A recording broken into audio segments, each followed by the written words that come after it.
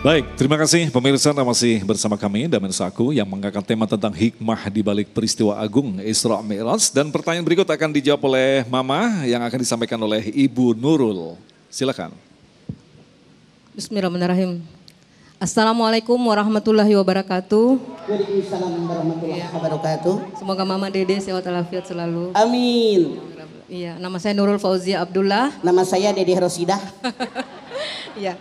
Seperti kita tahu Mama Dede bahwa tahun Isra Mi'raj adalah tahun Famul Husni atau tahun kesedihan, di mana orang-orang yang dicintai oleh Rasulullah wafat. Kemudian Allah memberikan atau menghibur beliau dengan hadiah. Nah, pertanyaannya, hikmahnya bagi kita, apakah di saat kita juga mendapatkan musibah atau kedukaan, hal itu juga berlaku bagi kita, ataukah itu hanya khusus untuk Rasulullah SAW saja? Terima kasih Mama Dede.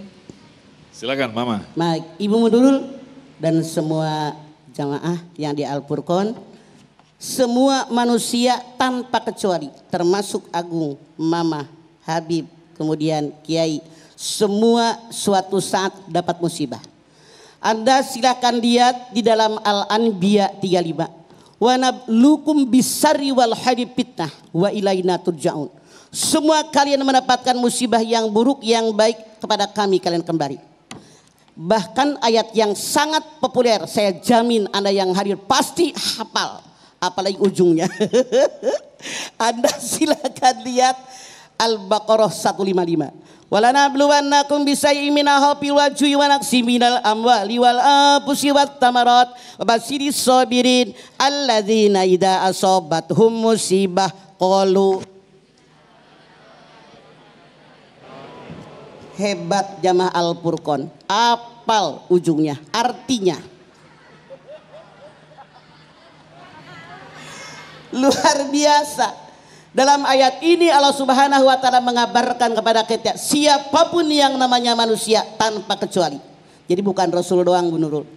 Pasti suatu saat kena musibah, takut kekurangan makanan, takut kekurangan jiwa, takut dengan kematian. Namun apa kata Allah? Wa basyiris sabirin, berikan kabar gembira sama orang sobar. Siapa yang sobar?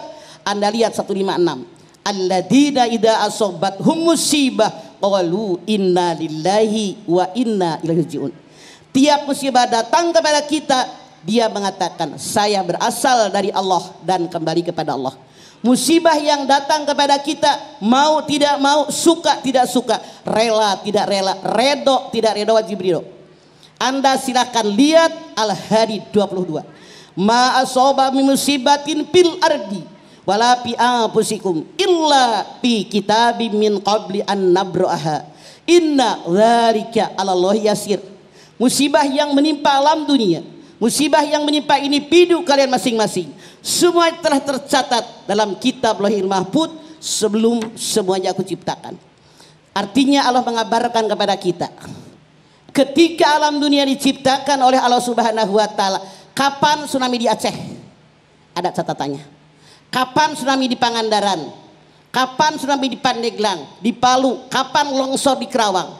Kapan banjir di Garut? Dan semuanya dicatat oleh Allah dalam kitab Lauhul Mahfuz sebelum diciptakan. Begitu pula ketika kita lahir ke alam dunia Bu Nurul. Bahkan Rasulullah menyatakan 50.000 tahun sebelum kita lahir ke alam dunia, musibah catatannya di Lauhul Mahfuz sudah kering. Makanya kalau sudah kering saya katakan tadi, mau tidak mau, suka tidak suka, rela tidak rela, redo tidak redo, wajib ridho. Wong teriak-teriak aja udah ada, mau dibilang apa? Makanya kewajiban kita apa? Usaha. Anda lihat surat An-Najm 39. Wa an laisa lil insani illa masa'a.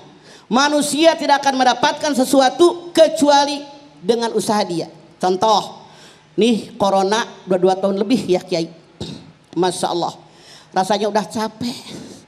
Terus terang aja, dulu waktu pertama corona, toko dibuka dikit disamperin Satpol PP, tutup. Tokonya kita ngontrak, listriknya bayar, SPG bayar, musibah yang luar biasa tidak pernah terbayangkan sebelumnya.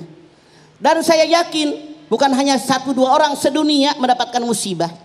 Makanya kita wajib berusaha bagaimana caranya. Masya Allah, prokes kita jalankan. Yakin mati hidup adalah dari Allah, bukan karena corona kok. Dari dulu juga orang mati ada nggak? Orang sakit ada, cuman sekarang populer dengan nama Omikron. Mudah-mudahan kita terhindar dari segala penyakit.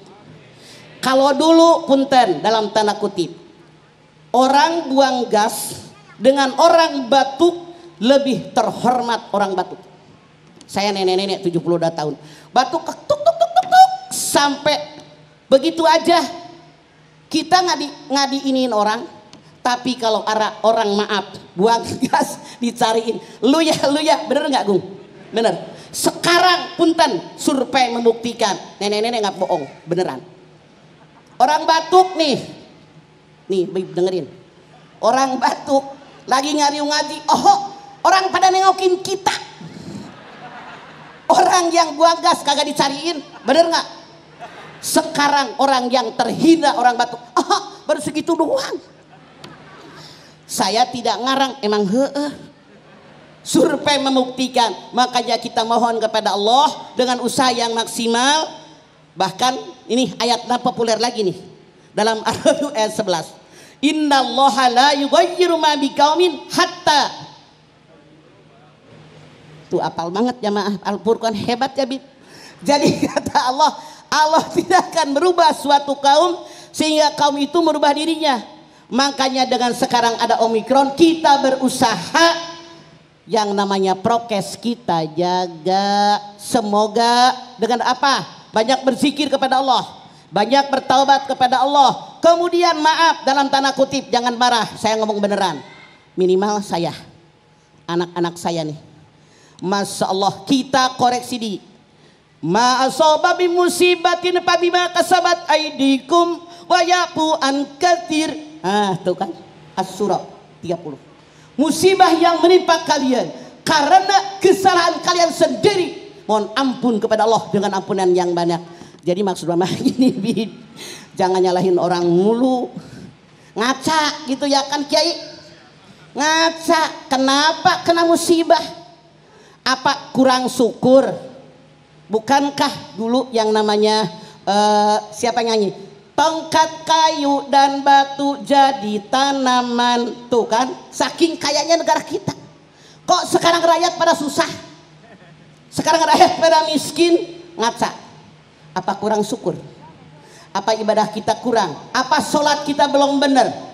Apa sujudnya kayak Kiai Holil tadi bilang, kayak ayam matokin beras kan Kiai, ketok ketok ketok ketok. Mana tumaninahnya?